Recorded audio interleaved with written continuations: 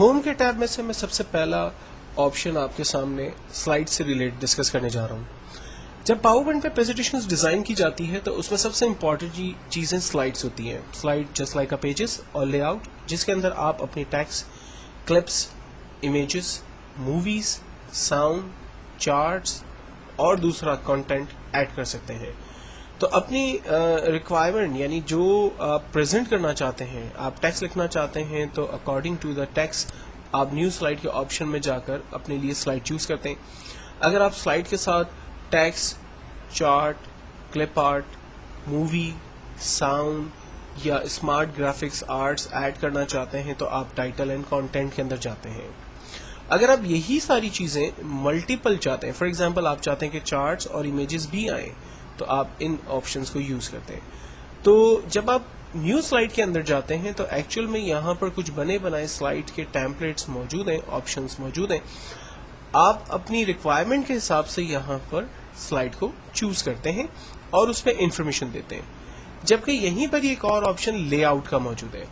Lay out کا مطلب ہے کہ آپ ونس لے آؤٹ ڈیفائن کر دیں، اس کے بعد آپ جتنی بھی نیو سلائڈ کلک کریں گے آپ کے پاس دیکھیں اسی سے ریلیٹ نیو سلائڈز جنریٹ ہوتی رہیں گی. یعنی آپ نے ایک پیٹرن، ایک اسٹینڈرڈ جو ہے وہ ڈیفائن کر دیا. لیکن جب آپ ریسیٹ کر دیتے ہیں اور اس کے بعد آپ نیو سلائڈ پر جا کر کلک کرتے ہیں تو اپنے لیے سلائڈ جو ہے وہ اپنی مرضی کی نیو حاصل کر سکتے ہیں. جبکہ ڈیلیٹ کی مدد سے انوانٹیڈ سلائڈز جو آپ کو نہیں چاہیے وہ آپ ختم کر سکتے ہیں. سو فائنلی میں نے نیو سلائڈ میں جا کر اپنے لیے ایک سلائڈ چوز کی اور اس سلائڈ پر جہاں یہ مجھ سے کہتا ہے کہ کلک ٹو ایڈ ٹائٹل وہاں میں نے کلک کیا اور کوئی بھی ایک ٹیکسٹ ٹائپ کر دیا. فار ایگزامپل میں ایک بینک کے لیے پریزنٹیشن بنانا چاہتا ہوں تو میں نے لکھا ABC بینک پرائیویٹ لمیٹڈ. دین اس کے بعد ہم کچھ فارمیٹنگ ٹولز کو دیکھتے ہیں. ٹیکسٹ کو رینج میں لینا ہوگا فارمیٹنگ ٹول کو اپلائی کرنے کے لیے. دین اس کے بعد فونٹ فیس کا آپشن ہمارے پاس موجود ہے جہاں پر جا کر ہم اپنے فونٹ کی رائٹنگ اپنے حساب سے سیٹ کر سکتے ہیں. اس کے بعد فونٹ کے سائز کو ہم اپنی مرضی سے بڑا اور چھوٹا کر سکتے ہیں. اسٹیپ بائی اسٹیپ سائز کو انکریز کیا جا سکتا ہے، ڈیکریز کیا جا سکتا ہے. فونٹ کو بولڈ ختم کرنا ہو تو سیم بٹن کو پریس کرتے ہیں. اٹیلک کرنا چاہیں تو کر سکتے ہیں، ختم بھی اسی بٹن سے ہوگا. انڈر لائن کر سکتے ہیں، ختم بھی ہم اسی ٹول سے کریں گے. اسٹیرک آؤٹ ہم یوز کر سکتے ہیں، ختم کر سکتے ہیں. ٹیکسٹ پر شیڈو اپلائی ہو سکتا ہے، شیڈو ختم کر سکتے ہیں. ٹیکسٹ کے درمیان اسپیس کو ہم کم اور زیادہ ڈیفائن کر سکتے ہیں، جیسے ویری ٹائٹ، ٹیکسٹ کے درمیان اسپیس ختم ہو گیا اور ٹیکسٹ کافی نزدیک آ گئے. ٹائٹ کرنے سے تھوڑا سا اسپیس بڑھ گیا.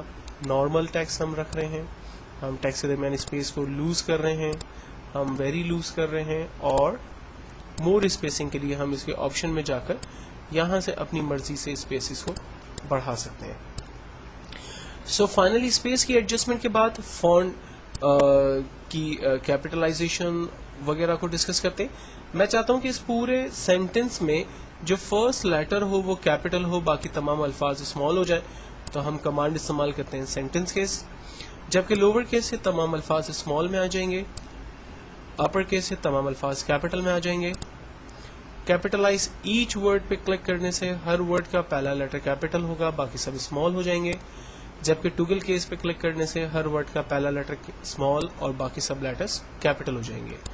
تو عام طور پہ یوز کیا جاتا ہے کیپٹلائز ایچ ورڈ، اس کو ہم نے یہاں پر چیک کرنا ہے. دین اس کے بعد فونٹ کلر ہے. یہاں پر فونٹ کے ڈفرینٹ کلرز اویلیبل ہیں، جس پر بھی ماؤس رکھیں گے اس کا پریویو ہمیں باٹم پہ نظر آئے گا. فونٹ کے کلر ہم سیٹ کر سکتے ہیں.